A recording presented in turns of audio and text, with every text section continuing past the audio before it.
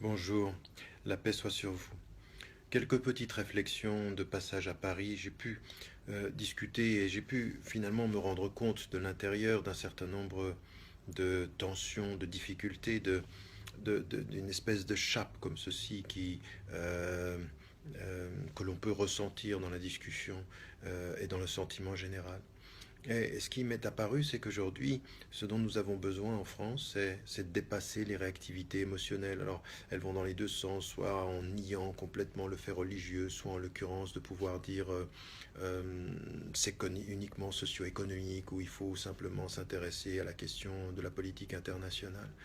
Et je pense que ce qu'il faut véritablement, c'est par rapport à ces réactions émotives, eh ben, d'abord prendre sur soi, faire acte de sagesse dans la réflexion, de faire un pas en arrière, de se dire mais où sont les problèmes. Alors, en discutant hier avec des personnes de l'intérieur de la communauté, c'est vrai que il y a un vrai problème sur le plan du discours. Il y a des tendances aujourd'hui qui sont dogmatiques, qui sont littéralistes et qui peuvent nourrir systématiquement l'altérité, le rejet. Ça, il faut faire un travail. Donc, il faut circonscrire la question religieuse, dire mais qu'est-ce que de là où nous sommes, qu'est-ce que nous avons à dire, qu'est-ce qu'il faut que nous disions et qu'est-ce qu'il faut que nous fassions également pour que les choses puissent évoluer. Et puis ensuite, il y a la question, alors là, il faut la distinguer tout en la connectant d'une certaine façon, la question socio-économique, où effectivement, eh bien, il y a un vrai problème aujourd'hui en France. L'intégration par le culturel et le religieux, ça c'est du dépassé, on n'arrête pas de revenir systématiquement sur ces questions-là. Mais les vraies questions sont socio-économiques, elles sont l'emploi, l'éducation, l'habitat. Ça, il faut le dire également. Il faut le dire non pas en étant fâché, non pas dans l'énervement, mais avec une attitude qui soit une attitude ferme quant au contenu et constructive quant à la critique. C'est-à-dire que ce qu'il faut, c'est aussi appeler la France à se réconcilier avec ses vrais principes. Et puis il y a l'autre question internationale qui est réelle. On ne peut pas faire euh, euh, euh, se laisser aller à disconnecter ou à complètement séparer la question internationale de ce qui se passe parce que finalement la politique française est une politique guerrière à l'extérieur. Et puis ce qu'on m'a dit également et qui est vrai, c'est que à la différence de ce qui s'est passé avec Charlie où il y avait le fait d'avoir ciblé les dessinateurs de Charlie Hebdo et puis l'hypercachère, eh bien, ça donnait l'impression que c'était les musulmans contre la société française. Le mode opératoire a été complètement différent. Il a indistinctement atteint des citoyens de toutes les confessions dans des lieux qui étaient extrêmement populaires. Et ça, c'est vrai. Et ça renvoie à l'idée d'un sentiment national qui a dépassé ces clivages-là.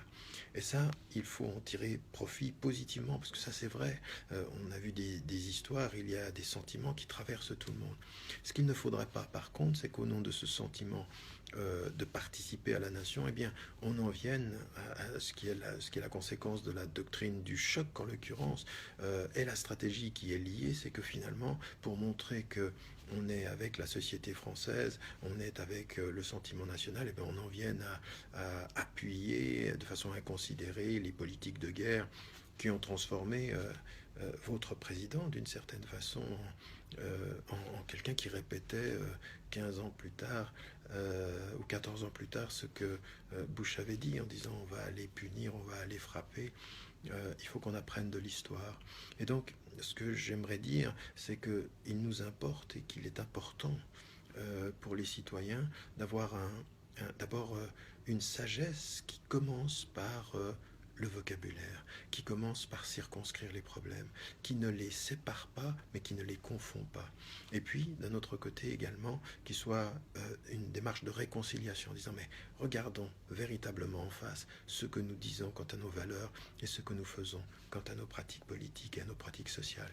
Et puis, d'un autre côté également, essayons d'en venir à des choses qui sont tellement nécessaires aujourd'hui, tellement nécessaires, parce que la vraie résistance à l'extrémisme ou à la violence ou au terrorisme, c'est de réaffirmer des valeurs qui sont fortes, qui sont celles de la commune humanité des hommes, la commune valeur de chacun des individus, qu'ils soient noirs, arabes, africains, asiatiques. C'est ça qu'il faut aujourd'hui entendre en France. Donc un discours clarifiant, qui clarifie les termes du débat, sage parce qu'il se retient d'être émotif et qu'il est prêt à écouter ce qu'on a à lui dire, et constructif parce qu'il est ouvert à des partenariats au-delà simplement des isolements et des réactions qui sont on doit faire quelque chose et donc on s'énerve et au nom de cet énervement eh bien, on pense que c'est la bonne réponse et c'est pas parce qu'on s'énerve et qu'on est retenu par les médias que c'est la bonne réponse. Il faut beaucoup de sagesse aujourd'hui. Il faut beaucoup de sagesse avec la lutte fondamentale contre le sentiment d'impuissance, parce que nous ne le sommes pas.